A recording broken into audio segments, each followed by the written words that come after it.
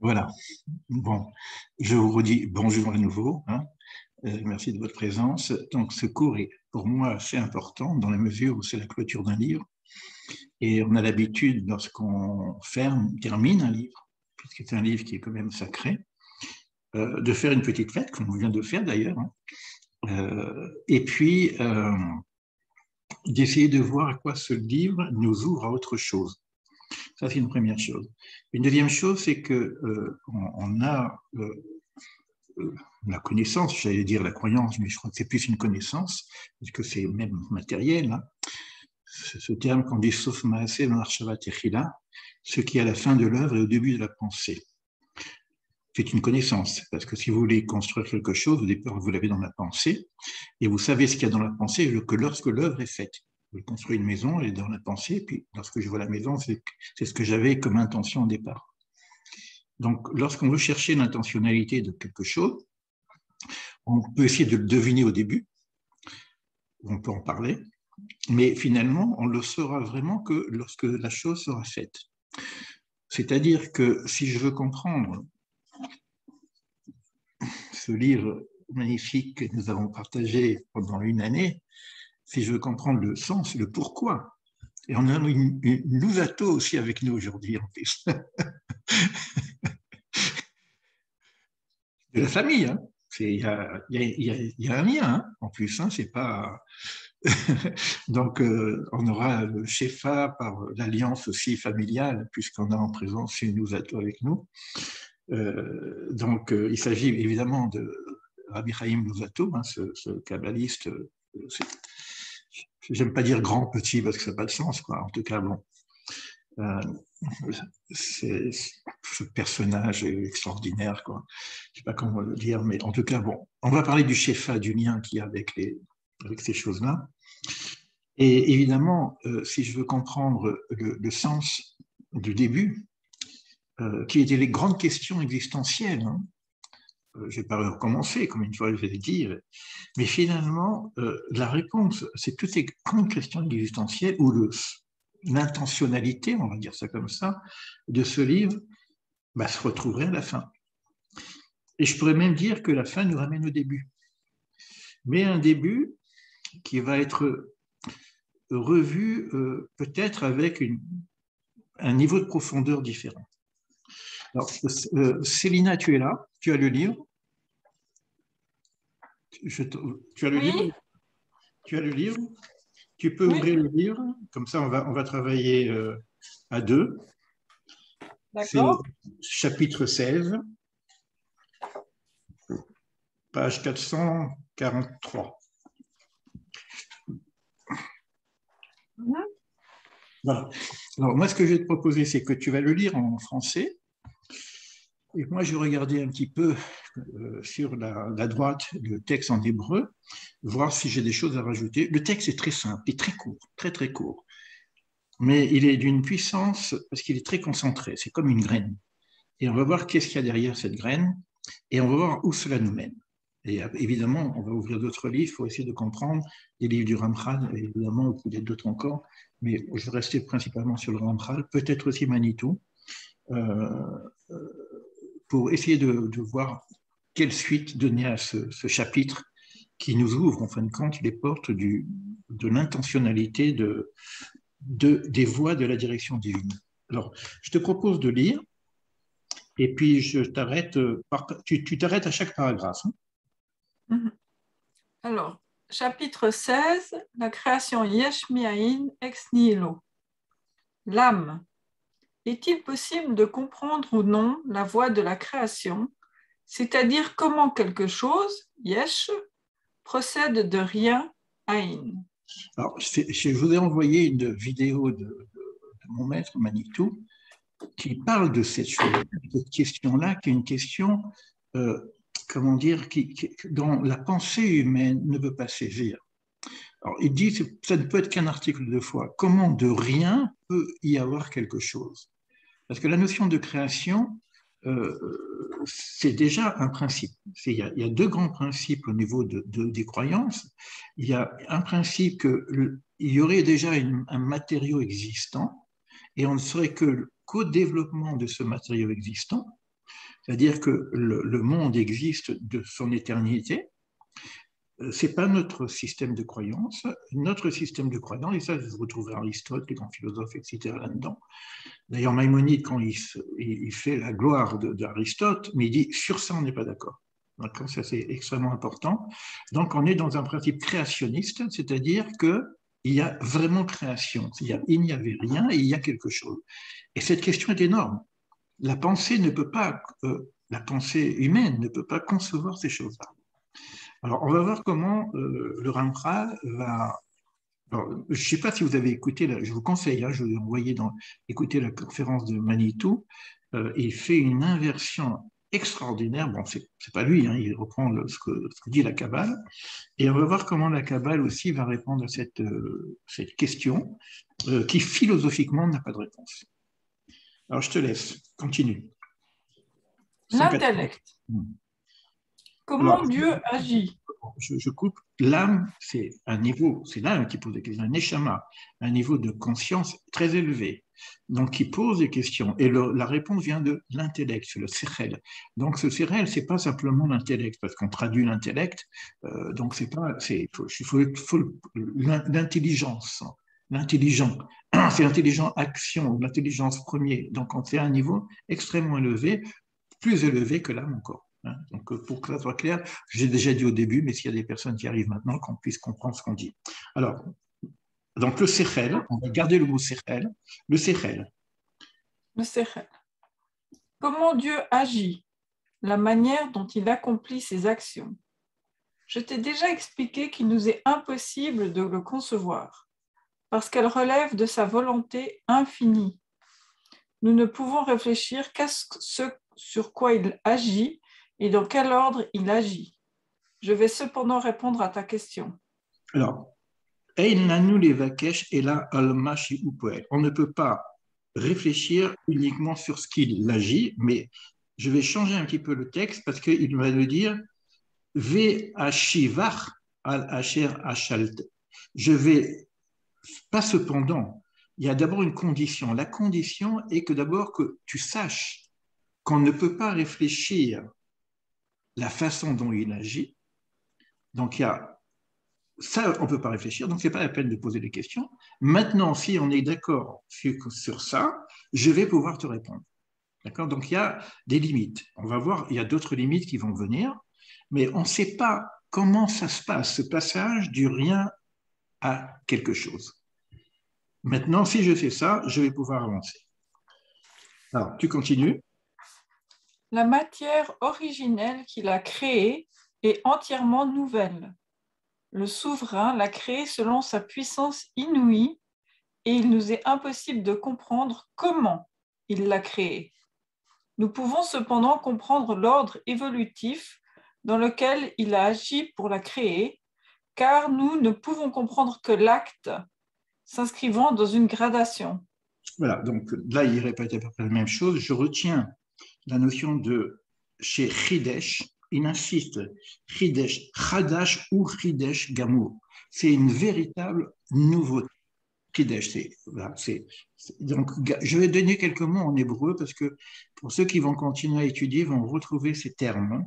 Et à la fin, il dit qu'on va pouvoir maintenant comprendre la gradation de cette action. Et la gradation, c'est la adraga. C'est en même temps l'enchaînement. Il va y avoir donc une proposition d'explication sur un enchaînement qui nous amène à la matière. Continue. Nous dirons que cette matière qu'il a faite existait déjà dans le décret divin, destiné à être réalisé. Car nous ne pouvons attribuer à Dieu ni ajout, ni changement, et rien ne peut apparaître qui ne soit déjà avec lui. Il était donc déjà dans sa volonté de faire cette matière. Pourtant, on ne peut toutefois pas dire que le monde existait en potentiel, car il n'y a aucun rapport entre sa simplicité et ses créatures. Tous les attributs qui s'appliquent aux créatures ne s'appliquent pas à son essence divine. Donc là, il donne des éléments assez importants. Donc c'est vrai que quand on dit comme c'est le texte, on dit bon, ok, de quoi ça parle, quoi. C'est pour ça que la traduction, c'est pas une trahison, mais c'est quand même une grande, grande réduction. Donc, il y a une expression un peu philosophique qui occulte un peu le sens profond de ce qu'il dit. Là, il est en train de parler au départ de Kadum Bechuko.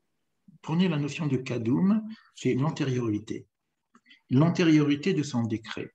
Alors maintenant, il y a une question qui se pose. Est-ce qu'il y a un changement en Dieu entre avant la création et après la création? Or, si on parle de Dieu, on ne peut pas imaginer qu'il y ait un changement. Maintenant, si on dit que la matière existait en lui, donc on dit que la matière est éternelle. Donc on a une difficulté à comprendre cette notion-là. Donc on ne veut pas dire que c'était potentiellement en lui, mais en même temps, on ne peut pas dire qu'il n'y avait pas ce décret, cette volonté déjà existante en lui pour que cette matière puisse exister. Donc il n'y a aucun ajout, aucun changement. Après, il va plus loin. Moi, je prends les termes en hébreu par rapport à ce qui vient d'être dit. Il reprend le mot kadoum, bechuko. Alors, bechuko, c'est un décret, c'est aussi une loi, mais c'est une loi qu'on ne peut pas comprendre.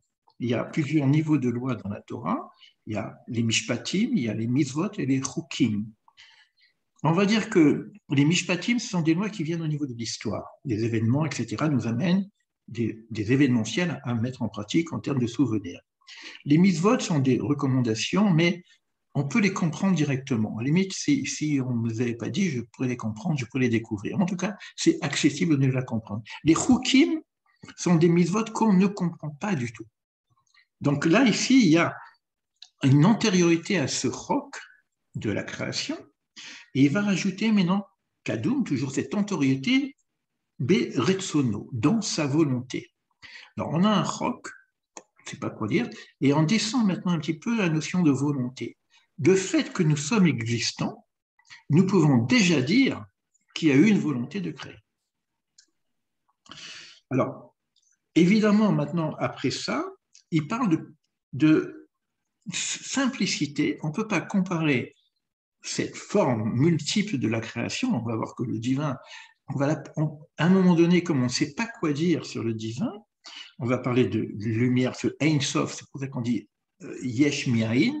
Le Rein, c'est le rien, mais le rien Ein Sof, le rien infini. Or, ce rien, on va l'appeler aussi autrement, on va l'appeler Pashut, simple, pour éviter toute confusion entre ce qui existe dans la multiplicité au niveau de la matière et de cette lumière qu'on appelle Pashut, qui est certainement très complexe, mais comme on ne peut rien dire dessus, on dit Pashut.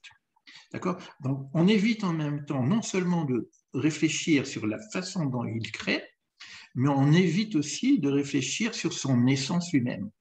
Or, Pashut, lumière simple.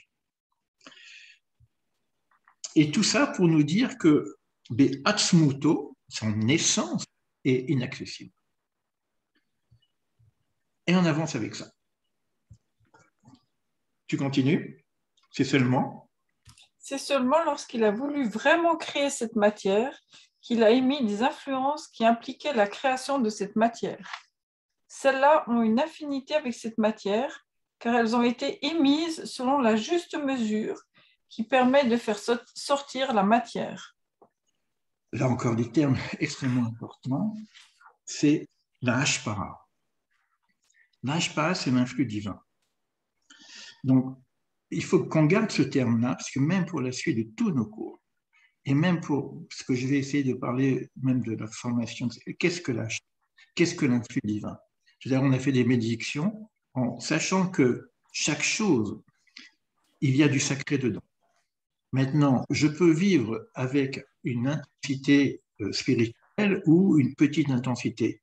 On parle du taux vibratoire, des choses comme ça dans le New Age, mais en hébreu, on va parler de la hashpara. C'est-à-dire qu'on peut avoir la création, doit être consciente qu'elle est influée, il y a un influx divin. Et tout ce qu'on fait, si on se met en alignement avec cet influx divin, ben on le divinise, on le sacralise. Donc là maintenant, il parle de cette hashpara à sa juste mesure. selon la capacité de recevoir de chacun. Et on va voir comment la Hashpa, donc cet influx divin, va progressivement se matérialiser pour créer le monde. Tu continues. Néanmoins, je t'ai déjà dit que ces influences vont selon une gradation, et on ne peut désigner comme cause immédiate de cette matière dans sa qualité actuelle que la dernière est la plus inférieure de toutes les influences. Je t'ai précédemment bien expliqué ce point. Alors là, on reprend la notion de H1, influence et H1, d'accord? Or, cet H1, au niveau de sa racine, on n'a pas accès. Parce qu'il y a un moment, c'est le passage. Il y a quelque chose qui va ne pas être saisi. Or, lorsqu'il va y avoir la gradation, donc on va voir la gradation de cet H1, et à un moment donné, il va y avoir quelque chose de saisissable pour nous. Et c'est de ça qu'on va pouvoir. Et là, il nous dit qu'il nous a déjà expliqué ça précédemment, mais c'est tout l'enseignement qu'on a vu jusqu'à présent. L'arbre de vie, etc. On a des séphirotes supérieures et puis ça descend, etc. Donc maintenant, on va essayer d'avoir quelques éléments. Vous voyez qu'il ne dit pas grand-chose, hein, mais en même temps, je crois qu'il dit tout et il nous ouvre tous les champs possibles au niveau des études de la Kabbale. Tu continues. Ainsi, dès l'apparition de la première influence, il y a dans sa loi la réalisation de la matière et nous pouvons dire que cette matière est potentiellement en elle. Je t'arrête. En effet, Attends, je t'arrête parce que ça, c'est la première notion. La première influence, et ça va nous ramener à ce que Manitou nous a expliqué, que comme on ne peut pas expliquer le yesh mi'ain, il y a quelque chose qui vient de rien, il dit qu'il faut réfléchir d'une façon inverse, que il y a quelque chose au départ, c'est l'être qui est l'être, donc le divin, et c'est l'anéantissement, c'est le néant de l'être qui va faire que la matière peut exister. Donc il inverse le chose, c'est qu'il y a un rien qui vient de il y a quelque chose. C'est-à-dire que l'être qui est l'être va se réduire, on appelle ça le Tsimsum. C'est les premières leçons qu'on a fait du Tsimsum, dans les premières leçons de notre cours. Et ce Tsimsum va laisser un espace, et c'est cette première influence qu'on appelle le Rishimu. Et c'est ça qui parle l'Ashpa Rishona. Le Rishimu, c'est une forme de trace de la divinité qu'il y avait avant. Et c'est là qui va être la première notion de matière potentielle pour la création. On ne peut pas expliquer grand-chose sur le Rishimu, mais je vous donne les termes pour que vous puissiez suivre lorsqu'on avancera dans les textes kabbalistiques, en tout cas dans ce qu'on appelle les principes, hein, les premiers principes, hein, les klalim rishonim, et ça on en a déjà parlé dans le premier cours. Donc ça c'est la première influence, mais sur ça on ne peut pas dire grand-chose. Tu continues. en fait, elle fait partie du statut de l'influence qui n'est apparu que dans ce but.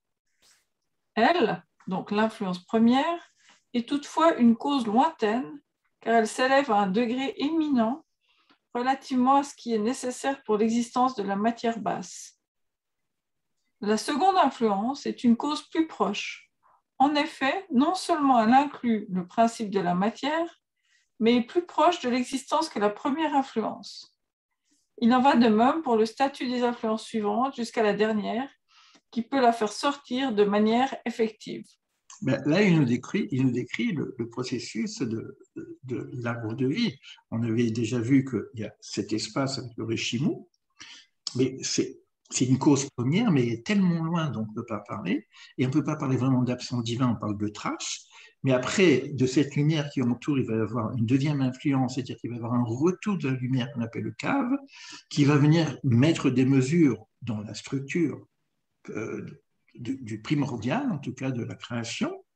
Et donc, il va y avoir plusieurs gradations, pour nous. C'est aussi une dégradation qui va nous amener progressivement vers ce que nous sommes. Donc, on peut imaginer un influx divin qui va reprendre en charge cette première cause, qui va la réorganiser en gradation, ce qu'on appelle Adam Kadmon, et après ça va redescendre sur l'arbre de vie, après on aura les séphirotes, etc., etc.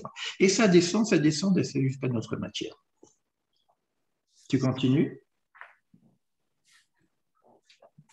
Là, c'est très long, donc si jamais tu m'arrêtes, Oui, oui. Ainsi, la première influence implique déjà l'existence de cette matière, ce niveau d'influence divine étant le plus haut degré de ce qui est nécessaire à la matière. Ça, c'est l'origine. On continue. De même, la seconde influence est l'existence de la matière à un niveau d'influence inférieur à la première. C'est la relation entre l'origine et le cas. On continue.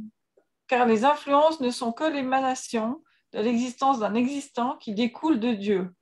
Les trois, aussi bien l'origine que le cas, ça vient de Or Ein Sof, de la lumière infinie. Continue. Tant qu'elle influe de lui avant que son engendrement ne se réalise concrètement, elle s'appelle son influence. Alors, vous voyez que là, il va ajouter quelque chose de nouveau. Il va parler de engendrement et d'influence. C'est comme si cette influence va donner naissance à quelque chose. Et le processus qu'on va nous expliquer dans la Kabbale, c'est vraiment le processus de l'engendrement, de la naissance d'un enfant. Donc c'est pour ça qu'on va trouver des rapports entre la naissance d'un enfant et la naissance de la création du monde, etc. Et il appelle ça les toladot. Les toladot, c'est très intéressant parce que tout l'enseignement de la Kabbale, et même de l'enseignement de la Bible, et un des grands spécialistes de toladot, c'est Manitou, c'est qu'on va voir qu'il va y avoir des engendrements progressifs, même au niveau de l'humain, au niveau du Shefa, de l'influence divine, qui va passer par certains personnages. Donc on va avoir aussi dans la Bible, de façon beaucoup plus concrète, des êtres humains qui vont porter cette influence et qui vont la transmettre de génération en génération au niveau des grands personnages. Donc ça s'appelle les toladot.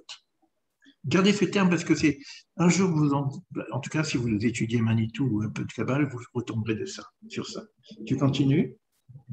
Lorsque l'influence se réalise concrètement et crée un des existants, elle s'appelle engendrement. Voilà, toladot. Les influences et les engendrements sont donc similaires. Les influences impliquent le principe de ces providences et les engendrements. Il ajoute quelque chose encore maintenant. C'est les questions qu'on avait posées au départ. La Hashgacha. D'accord? Donc la présence divine. Donc tout ça, quand je parle d'influence, c'est pas quelque chose qui est coupé de la présence divine. Alors même si on ne comprend pas complètement qu'est-ce que représente cette présence divine, cet influx va être pour nous ce qui représenterait dans notre monde la présence divine. On verra dans la Bible quand on parlera du souffle, parce que c'est aussi par rapport au souffle, le souffle divin qui est au-dessus des eaux, etc. C'est ce souffle, la respiration. Si je ne respire pas, je disparais. C'est ce souffle qui va être pour nous le premier matériau de connexion, d'ailleurs, avec le divin. Donc, c'est comme on parle de Ashgacha, on parle de Toladot, on parle de Shefa. C'est des termes extrêmement importants pour apprendre à se relier avec le divin par le souffle, par différentes choses qu'on va voir tout à l'heure. Donc, engendrement, toladot. C'est comme s'il y a une forme de naissance de notre propre être. C'est comme si le divin, on peut l'appeler l'être qui sait être. Donc, il faut qu'il m'accouche quelque part, en tant que matière. Mais je ne peux pas être que matière. Donc, je vais recevoir aussi cet influx divin. Tout est divin. Donc, cette matière est donc l'humain, évidemment, puisqu'il est créé à l'image du divin. Cette matière qui est l'humain, il va porter en lui cet influx divin. Donc, on n'est pas que matière. Et ce qu'on a fait tout à l'heure au niveau même de la nourriture, puisqu'on a fait des bénédictions, même la nourriture n'est pas que matière. Elle ne peut pas exister s'il n'y a pas le Shefa divin à l'intérieur. Donc quand je fais une bénédiction, j'essaye d'éveiller cet influx divin qui a dans toute chose. Tu continues. Alors, je relis juste là. Les influences impliquent le principe de ces providences et les engendrements correspondent aux existants produits par ces providences. Toutefois, sa providence est comme toutes les autres choses divines qui ne peuvent pas être saisies substantiellement, comme sa connaissance, son souvenir et sa miséricorde, car elles ne se distinguent pas de lui comme le sont notre connaissance, notre souvenir ou notre miséricorde. Mais ce sont des providences. Excuse-moi. Vous avez dit quelque chose d'extrêmement important. Pourquoi? Parce qu'on est obligé de parler, d'avoir un langage qui est un langage humain, d'utiliser un langage humain. Donc on va parler de connaissance, on va parler d'amour, on va parler de justice. Mais nous, ce terme-là, on le connaît à travers notre langage humain. L'amour, bah oui, mais ça n'a rien à voir. J'ai fait une vidéo où ça, il faut savoir que on ne sait pas vraiment ce que c'est l'amour au niveau du principe divin. On a quelques idées encore de ce que c'est au niveau du principe humain. C'est pareil pour Donc, toutes ces valeurs qu'on va utiliser pour parler des séphirotes, qu'on appellera des attributs, il faut faire très attention de ne pas les confondre avec nos connaissances principales. Donc, quand je vais parler de chesed, ne confondez pas la générosité humaine avec ce qu'on appelle le chesed divin. Parce que après, il va y avoir dans la descente au niveau de notre humanité des principes qui sont en correspondance avec ces principes supérieurs, mais qui n'ont aucune mesure de comparaison. C'est ce qu'il veut nous dire. Tout ça pour nous éviter de faire de l'anthropomorphisme avec le divin, même au niveau de la pensée. Quand on parle du ratson, par exemple, on parle de la volonté. Or, ça ne peut pas être la même chose que quand moi j'ai une volonté que le ratson divin. Il faut faire une distinction. Et donc, dans l'infinité de ces attributs divins, il y a quelque chose qui nous sera imperceptible. Il y a des éléments qui seront perceptibles et on va voir qu'est-ce qu'on peut connaître de ces éléments-là. Tu continues? Mais ce sont des providences que nous ne percevons qu'à partir de leurs actions réalisées. Voilà ce qu'il dit. C'est que c'est pas au niveau de la racine, c'est au niveau de la manifestation. Parce qu'on dit qu'on ne peut pas connaître Dieu, mais on va connaître la conduite divine et donc de la manifestation de la façon dont ça se fait. En effet, ces providences ne sont rien d'autre que ce qui donne l'existence aux existants. Quant à l'existence elle-même, les existants, ainsi que leur essence, elle est une émanation divine. Cela suffit pour ce que tu as demandé. Ça suffit. Voilà le cours. C'est court, très court, mais ça suffit. Énorme. Je suppose que pour vous, ça ne suffit pas quand même. Donc, maintenant, ce texte-là, si je reste sur ça, ben, ça suffit. Bon, on reste là, on a terminé et on verra, on étudiera quelque chose d'autre. Mais et vous avez compris que ça suffit par rapport à ce qui a été demandé, mais en même temps, ça nous ouvre tous les champs de la Kabbale. Moi, je vais dire Kabbale existentielle, on va prendre des Kabbales un petit peu différentes. Et si j'ouvre un ouvrage, est-ce que tu as la Kabbale du Harizal sur le Ramchal?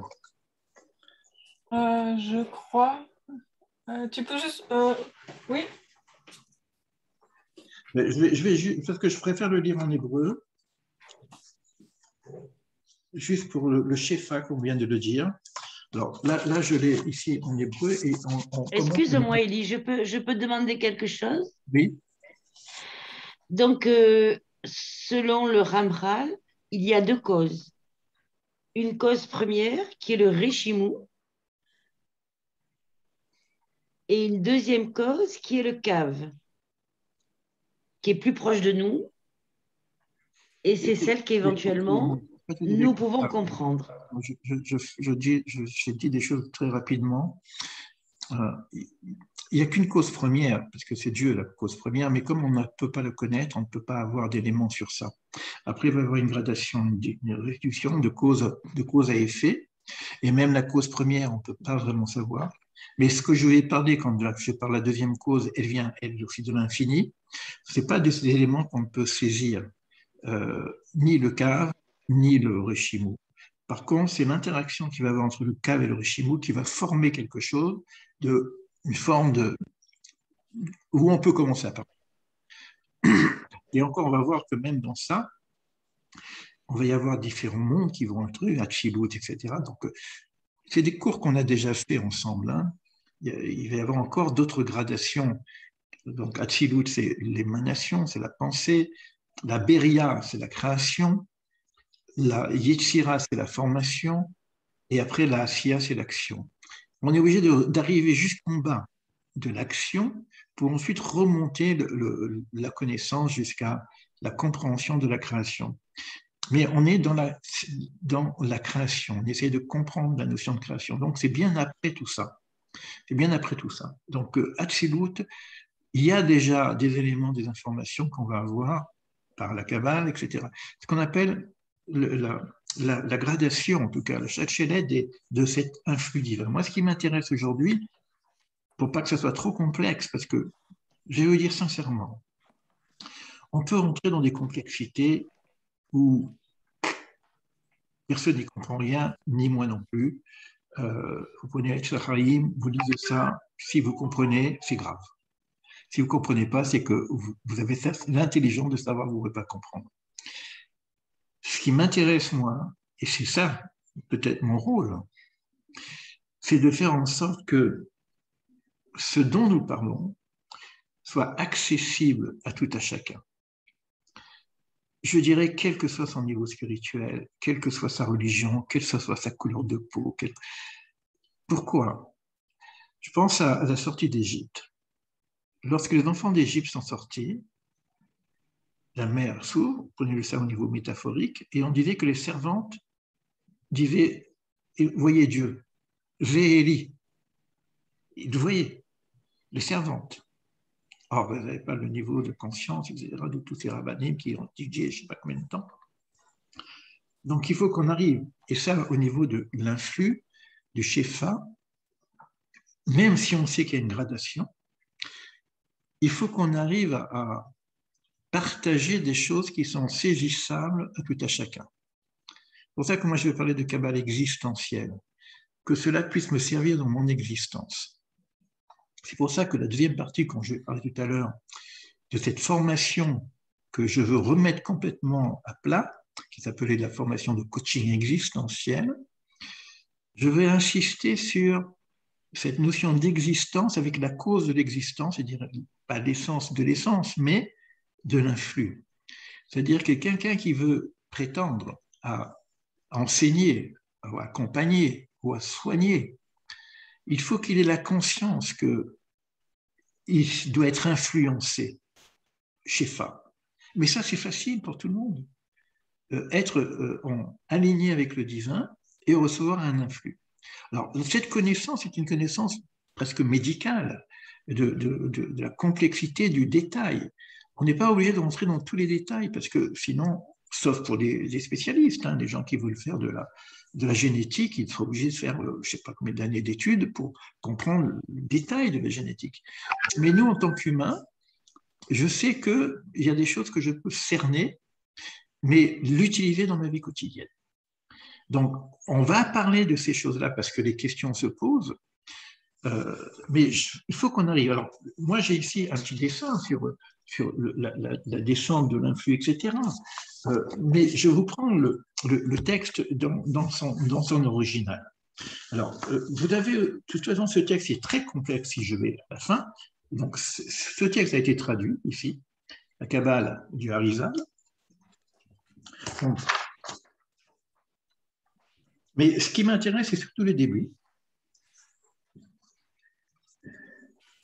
Simplement pour vous dire que ce texte qu'on vient de voir nous ramène à une explication un peu plus profonde. Donc, Hachelo Nivra Olam, Ayahu Ushmo Echad. Donc, avant que le monde soit, qu'est-ce que nous dit le texte? Il n'y avait que lui. Donc, on est en train de voir comment on passe de que lui à la création. Mais ce qu'il ajoute ici, Ushmo Echad. Tout à l'heure, on disait qu'il y avait quelque chose, pas potentiel, mais quelque chose qui va être en relation avec la création. Et là, on a le terme, Shmo, son nom. C'est-à-dire qu'à partir de qui a un nom, et donc ce nom-là existait quelque part dans l'influx, à partir qu'il y a un nom, il y a une action, parce que les noms sont les actions. Et à partir du moment qu'il y a une action, il y a un saisissement. Ça veut dire qu'en même temps, si je regarde que cette première phrase, et que j'ai compris ce qui a été dit après, ce que je vais pouvoir saisir du divin, c'est son nom. Et qu'est-ce que nous a fait le Ramchal tout au long de notre cours, pendant une année? Viadat et Hachem. Et tu connaîtras son nom, le nom Hachem, Yudke Vavke. C'est-à-dire ce nom-là, c'est celui-là que je vais pouvoir saisir si je fais le travail nécessaire. Ou Shmo Echad.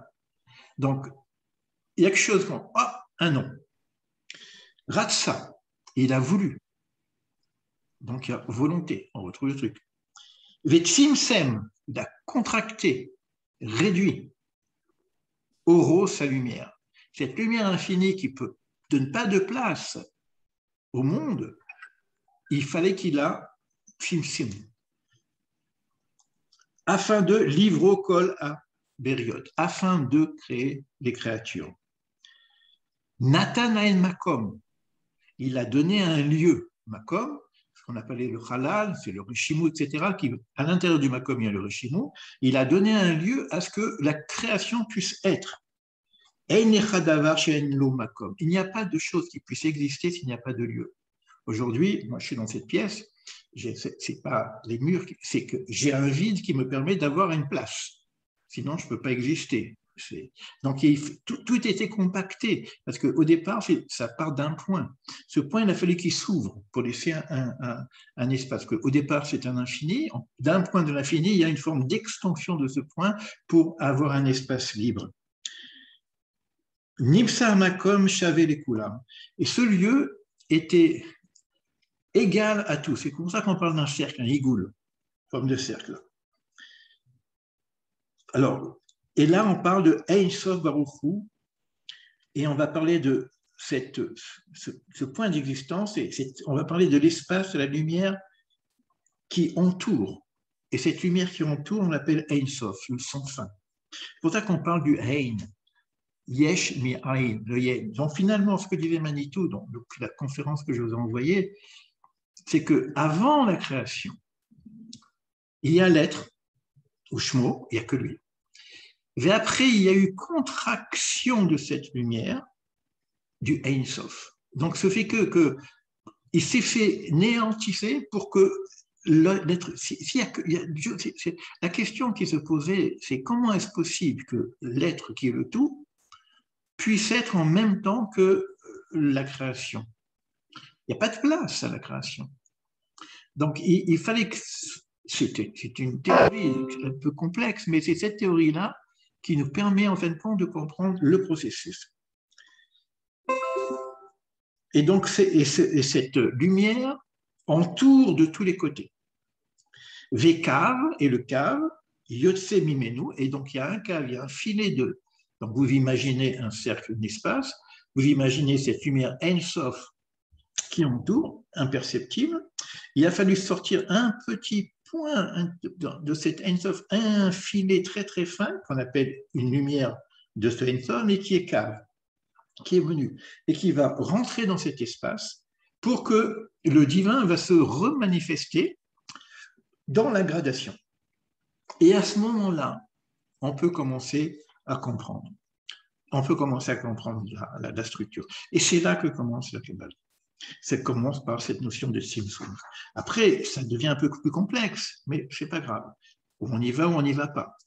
Alors, il va y avoir les klalim qui nous aident à comprendre le processus, mais moi, ce que je voudrais qu'on garde, et ça serait pour moi ma conclusion, parce que sinon, on repart avec tous les cours, il faudrait qu'on revienne au début, parce que c'est tout l'ensemble qu'on a fait, mais d'une façon un peu plus profonde. C'est le divin en toute chose. Ce divin, on ne sait pas trop ce qu'on dit quand on parle de Dieu. Donc, on évite de parler de Dieu. Alors, de quoi on va parler? On va parler du divin. Mais qu'est-ce que c'est ce divin? C'est cet influx, ce rayonnement qui vient de l'infini et qui fait que nous existons. C'est l'être qui fait être. Et cet influx, il est ou manifeste, ou effacé, ou réduit en fonction de notre évolution spirituelle et de notre conscience d'être créature. Si j'ai conscience d'être créature, je suis un être créé. Donc, je suis en relation avec celui qui crée. Si je n'ai pas conscience d'être créé, bon, c'est une autre démarche, c'est autre chose.